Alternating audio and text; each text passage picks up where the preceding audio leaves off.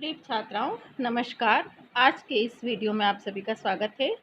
आज हम B part second Sanskrit के पेपर सेकंड में ईशावास्योपनिषद के मंत्रों की व्याख्या के क्रम को ही आगे बढ़ा रहे हैं। पिछले 6 मंत्रों में हमने ईश्वर कहें उसे या आत्मा कहें या वह सब में व्याप्त है तो उसे ही परमात्मा कहा गया है। तो परमात्मा की सर्वव्यापकता और उस परमात्मा स्वरूप का साक्षात्कार करने वाला व्यक्ति किसी से भी घृणा नहीं करता, इस प्रकार का हमने वर्णन पढ़ा है, परमात्मा के स्वरूप को पढ़ा है। 7वें मंत्र में भी हम यह समझेंगे कि जो आत्मज्ञानी पुरुष है, जिसकी दृष्टि में जगत और आत्मा में एकत्व है, जो सब में परमात्मा के दर्शन कर लेता है, उसके लिए मोह और शोक का कोई महत्व नहीं रह जाता, वो तो परम आनंद में लीन हो जाता है। यही इस मंत्र संख्या 7 में बताया है। यस्मिन् सर्वाणि भूतानि आत्म एव अभूत विजानतः तत्र को मोहः कः शोकः एकत्वम् अनुपश्यतः। यस्मिन् यस्मिन् अर्थात जिस समय, जिस अवस्था में विजानतः विशेष ज्ञानी अर्थात आत्मज्ञानी, आत्मा के स्वरूप को समझने वाले पुरुष की दृष्टि में, आत्मा के पुरुष की दृष्टि में सर्वाणि भूतानि समस्त प्राणी आत्म एव अभूत, समस्त प्राणी अर्थात संपूर्ण जड़ चेतन जगत, समस्त जड़ चेतन पदार्थ आत्म एव अभूत, आत्म एव आत्म स्वरूप ही, एव अर्थात ही अभूत हो जाते हैं। एकमात्र परमात्म स्वरूप ही परब्रह्म स्वरूप ही हो जाते हैं। तत्र उस अवस्था में, उस समय एकत्वम अनुपश्यतः, एकत्व का दर्शन करने वाले, एकत्व की अनुभूति करते हुए, एकत्व का साक्षात्कार करते हुए, एकत्व किसका? आत्मा और परमात्मा का, जगत और आत्मा में एकत्व का अनुभव करने वाले, एकत्व का अभेद का साक्षात्कार करते हुए उस मनुष्य को मोह, क्या मोह, कह शोक, और क्या शोक रह जाता है। अर्थात जो आत्मज्ञानी पुरुष, विशेष ज्ञानी, विशेषज्ञ या विवेकी पुरुष परमात्मा के स्वरूप को समझ लेता है और यह समझ लेता है कि जो सबके भीतर है वही मुझ में है, जो मुझ में है वही सबके भीतर है, इस प्रकार संपूर्ण जड़ चेतन जगत और परमात्मा दोनों में अभेद को समझ लेता है, अभेद का साक्षात्कार कर लेता है, सबको परमात्मा स्वरूप समझता है। उस एकत्व का, अभेद का साक्षात्कार करने वाले आत्मज्ञानी पुरुष के लिए न कोई मोह रहता है, न कोई शोक रहता है। वह तो शोक और मोह से सर्वथा ऊपर उठ जाता है और एकमात्र परम आनंद की अनुभूति करता है। चित्त के विकार, शोक, मोहादि उसे कभी भी विकृत नहीं कर सकते, क्योंकि चित्त की इन अवस्थाओं से वो ऊपर उठ चुका होता है। वो मात्र परमात्मा का ही दर्शन करता है, सब में, सभी प्राणियों में, संपूर्ण जगत में वो परमात्मा को ही देखता है। और कहा भी गया है अन्यत्र, ब्रह्मविद ब्रह्मेव भवति, जो ब्रह्म को जानने वाला होता है, परमात्मा को जानने वाला होता है, वो परमात्मा के समान ही हो जाता है। और शंकराचार्य ने भी जैसा कहा है, ब्रह्म सत्यम जगन मिथ्या जीवो ब्रह्मेव नापरः, ब्रह्म ही सत्य है, जगत मिथ्या है और जीव ब्रह्म से भिन्न नहीं है। जीव और ब्रह्म में वो एकत्व का साक्षात्कार कर लेता है, अभेद का साक्षात्कार कर लेता है, तो मात्र परम आनंद में लीन रहता है, क्योंकि ब्रह्म का या परमात्मा का भी यही स्वरूप है। विज्ञानम आनंदम ब्रह्म सत्यम ज्ञानम अनंतम ब्रह्म, ये परमात्मा के लिए अन्यत्र उपनिषदों में बताया गया है, कहा गया है। तो इस प्रकार मात्र परम आनंद में ही वह लीन रहता है। सांसारिक मोह, माया, शोक, दुख, सुख सभी से वो परे हो जाता है, सभी से वो रहित हो जाता है। तो आत्मज्ञ पुरुष की अवस्था का यहाँ ऋषि ने सुंदर चित्रण किया है। अब हम अगला मंत्र पढ़ेंगे, जिसमें उस परमात्मा के स्वरूप का विवेचन किया गया है। स पर्यगात शुक्रम अकायम अव्रणम अस्नावीरम शुद्धम अपापविद्धम कविः मनीषी परिभूः स्वयंभूः यथा तथ्यतः अर्थान व्यदधात शाश्वतीभ्यः समाभ्यः। वह परमात्मा जो सर्वत्र संपूर्ण जगत में व्याप्त है, जो प्रत्येक प्राणी के भीतर है वही बाहर भी व्याप्त है, इसीलिए उसे सर्वव्यापक कहा गया है। ऐसे उस सर्वव्यापक परमात्मा का स्वरूप इस 8वें मंत्र में प्रतिपादित किया गया है। सह, वह परमात्मा, वह परब्रह्म, शुभ, पर्यगात, पर्यगात अर्थात सब ओर गया हुआ, अर्थात सर्वव्यापक है, सर्वत्र उसकी सत्ता व्याप्त है। शुक्रम, वह शुक्र है, पवित्र है, शुभ्र है, सामर्थ्य युक्त है और तेजो संपन्न है, तेजस्वी है, प्रकाशमान स्वरूप वाला है। अकायम, काय रहित है, शरीर रहित है। अवृणम, गाव रहित है, गाव भी शरीर के ही धर्म है, जब वो शरीर रहित है तो गाव रहित भी है। अस्नाविरम, अस्नाविरम अर्थात स्नायु रहित है, जिसमें शिराएं नहीं, नाड़ियां नहीं, क्योंकि शिराएं या स्नायु भी शरीर में ही होती है। शुद्धम, जो शुद्ध स्वरूप है, सांसारिक राग द्वेषादि दोषों से जो रहित है, क्योंकि वह परमात्मा शरीर नहीं है तो शरीर और मन के जो दोष है उनसे भी वो परे है, रहित है। अपाप विद्धम, जो पापों से नहीं विधा हुआ है, पाप भी शरीर और मन के ही धर्म है और वह परमात्मा तो शरीर और मन से पृथक है, उनसे ऊपर उठा हुआ है, अलग शुद्ध मात्र चैतन्य स्वरूप वाला है, इसलिए वो अपाप विद्ध है, निष्पाप है, पाप रहित है। कविह, वह परमात्मा कवि अर्थात क्रांतदर्शिनः, क्रांत दृष्टा कहा गया है, समस्त कालों की बातों को देखने वाला, त्रिकालदर्शी, सब कालों की बातों को देखने वाला वह माना गया है, सर्वद्रष्टा है वह। मनीषी है, मनीषी का अर्थ है सबके मन पर शासन करने वाला, सबके मन की बातों को जानने वाला, सबके मनों को अपने अधीन रखने वाला है। सर्वज्ञ है, सब कुछ जानता है। परिभूह, परिभू का अर्थ है जो सबको वश में करने वाला है, सबको अपने नियंत्रण में रखने वाला है, सर्वनियंता है वह। स्वयंभूह, और जो स्वयं सत्तावान है, स्वयं अपनी इच्छा से प्रकट हुआ है, उसे किसी ने उत्पन्न नहीं किया है।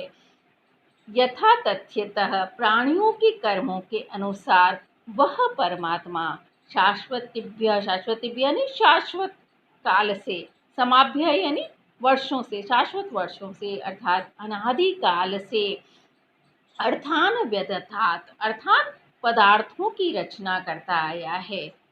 उस परमात्मा ने ही प्राणियों के कर्मों के अनुसार अनेक पदार्थों की रचना की है, अनादि काल से वो पदार्थों को रचता आया है, पदार्थों का निर्माण करता आया है, पदार्थों का विभाजन प्राणियों के कर्मों के अनुसार, कर्मफलों के अनुसार प्राणियों की रचना, उनका निर्माण और उनका विभाजन, ऐसी सारी व्यवस्था वो करता आया है। तो यहाँ परमात्मा को सर्वशक्ति संपन्न, सर्वशक्तिमान, सर्व सामर्थ्य से युक्त यहाँ बताया है, उसे उस सर्वद्रष्टा, सर्वज्ञ, क्रांतिदर्शी और सांसारिक धर्मों से ऊपर उठा हुआ, जो सांसारिक प्राणी के समान नहीं, सांसारिक प्राणी से परे है, जो सब प्राणियों के भीतर भी व्याप्त है और सब प्राणियों के बाहर भी व्याप्त है, संपूर्ण जगत का जो नियंता है, इस प्रकार से परमात्मा के स्वरूप का यहाँ कवि ने, ऋषि ने प्रदर्शन किया है, उसके स्वरूप को समझाया है। उसी परमात्मा के लिए कठोपनिषद में कहा है, पुरुषात् न परम किंचित सा काष्ठा सा परागति, उस पुरुष से अर्थात उस परमात्मा से श्रेष्ठ कोई नहीं है, वही चरम सीमा है, वही पराकाष्ठा है और वही श्रेष्ठ गति है। मनुष्य जीवन का भी एकमात्र लक्ष्य परमात्मा के स्वरूप को समझना ही है और परमात्मा से एकाकार करना है और मोक्ष की प्राप्ति करना है। अब हम अगले 9वें मंत्र का अध्ययन करेंगे, जिसमें मनुष्य के सामने 2 मार्ग होते हैं, ज्ञान मार्ग और कर्म मार्ग, और दोनों का समन्वय करके ही मनुष्य को अपने जीवन को व्यतीत करना चाहिए, तभी वह अपने जीवन को सार्थक कर सकता है। अंधम तवः प्रविशन्ति ये अविद्याम उपासते ततो भूय इव ते तमो य उ विद्यायाम रताः। यहाँ इस मंत्र में परमात्मा को, आत्मा को पहचानने की विधि का ऋषि ने प्रतिपादन किया है। यहाँ बताया है कि ये जो मनुष्य अविद्याम उपासते, अविद्या की उपासना करते हैं, अंधम तमः प्रविशन्ति, वे मनुष्य अंधम तमः प्रगाढ़ अंधकार में, घोर अंधकार में प्रविशन्ति प्रवेश करते हैं। अर्थात ये जो मनुष्य अविद्याम उपासते, अविद्या की उपासना करते हैं, अविद्या से तात्पर्य है यहाँ षष्ठी विद्या, भौतिक पदार्थों की, कर्म की उपासना करते हैं। अंधम तमः प्रविशन्ति, वे घोर अंधकार को प्राप्त करते हैं, अज्ञान रूपी अंधकार को प्राप्त करते हैं। ततो भूय इव ते तम य उ विद्यायाम रता, यह और जो मनुष्य विद्यायाम रता, विद्या में रत रहते हैं, विद्या से तात्पर्य है अध्यात्म विद्या में रत रहते हैं। ततः भूय इव ते, इव मानो ते वे मनुष्य, ततो भूय उ उससे भी, उ का अर्थ यहाँ भी है उससे भी अधिक घोर अंधकार में प्रवेश करते हैं। यहाँ विद्या से तात्पर्य षष्ठी विद्या, भौतिक विद्या या कर्म से लिया गया है, और अविद्या से तात्पर्य भौतिक विद्या या षष्ठी विद्या से लिया गया है, यह कर्म से लिया गया है। जबकि विद्या से तात्पर्य है जिन्हें वास्तव में आत्मज्ञान नहीं है, आत्मज्ञान का जो मिथ्याभिमान करते हैं, आत्मज्ञान के मिथ्या ढोंग में जो रत रहते, पाखंड में जो रत रहते हैं, मिथ्या ही अपने आप को आत्मज्ञ समझते हैं, आत्मज्ञानी समझते हैं, और जन सामान्य से अपनी पूजा अर्चना करवाते हैं, ईश्वर के समान अपने को समझते हैं। ऐसे विद्या के वास्तविक स्वरूप को, ज्ञान के, आत्मज्ञान के, आत्मविद्या के वास्तविक स्वरूप को न समझने वाले मिथ्याभिमानी लोगों को यहाँ विद्या में रत बताया गया। विद्या अर्थात आत्मज्ञान की वास्तविकता को न जानने वाले, मिथ्या उसका ढोंग करने वाले मिथ्या ज्ञानाभिमानी व्यक्ति उससे भी अधिक घोर नरक को प्राप्त करते हैं, घोर यातनाओं को सहन करते हैं। और जो सांसारिक क्रियाकर्मों की उपासना करते हैं, भौतिक कर्मों की उपासना करते हैं, वे तो उन कर्मों के फलस्वरूप प्रगाढ़ अंधकार को विविध योनियों में प्रवेश करते हैं और जन्म मरण को प्राप्त करते ही रहते हैं। लेकिन जो आत्मज्ञान का मिथ्या ढोंग करते हैं, इससे मिथ्या ज्ञान का मिथ्या आरोप करके और अपने कर्तव्यों का पालन नहीं करते और स्वेच्छाचरण करते हैं और स्वयं अपनी लोगों से पूजा करवाते हैं, ऐसे मिथ्या ज्ञानी लोग उससे भी अधिक घोर नरकों को प्राप्त करते हैं और अनंत अनंत दुखों को ऐसे व्यक्ति प्राप्त करते हैं। यहाँ विद्या और अविद्या दो पारिभाषिक शब्द है। महर्षि दयानंद ने विद्या का अर्थ बताया है आत्मा और अंतःकरण के संयोग से उत्पन्न यथार्थ बोध या यथार्थ दर्शन, और अविद्या का अर्थ इन्होंने बताया है अनित्य दुख रूप शरीर आदि को ही नित्य शुद्ध सुख स्वरूप आत्मा समझना, अर्थात शरीर आदि को ही आत्मा समझना अविद्या है। शंकराचार्य ने विद्या का अर्थ तो आत्मज्ञान किया है, लेकिन अविद्या का अर्थ इन्होंने कर्म किया है। देवता ज्ञान को भी इन्होंने विद्या बताया है। वास्तव में इस मंत्र का अभिप्राय महर्षियों की दृष्टि में यह है कि जीवन में मनुष्य के सामने दो तरह के मार्ग उपस्थित होते हैं, विद्या और अविद्या, कर्म मार्ग, और विद्या से अर्थ ज्ञान मार्ग, अविद्या से अर्थ कर्म मार्ग। षष्ठी विद्या और आत्मविद्या, षष्ठी विद्या को ही अविद्या का है, तो आत्मविद्या आत्मज्ञान और षष्ठी विद्या कर्म, अर्थात संसार में रहते हुए कार्यों को, कर्मों को करना। कर्म करने से ही मनुष्य को सांसारिक अभ्युदय की, सांसारिक उत्थान की, लौकिक सुखों की प्राप्ति होती है, और उन लौकिक सुखों का अनुभव करता हुआ व्यक्ति उन लौकिक पदार्थों, लौकिक समस्त साधनों की निस्सारता को समझकर जब उसे आत्मज्ञान होता है, तो आत्मज्ञान के माध्यम से वो मोक्ष की प्राप्ति करता है। और इसे ही धर्म भी कहा गया है, यतो अभ्युदय निश्चय सिद्धि सधर्मः, अर्थात कर्म से लौकिक अभ्युदय की प्राप्ति होती है और आत्मज्ञान से निश्चय अर्थात मोक्ष की प्राप्ति होती है। तो कर्म और विद्या, विद्या और अविद्या, अविद्या और विद्या दोनों ही मार्ग मनुष्य के लिए आवश्यक है।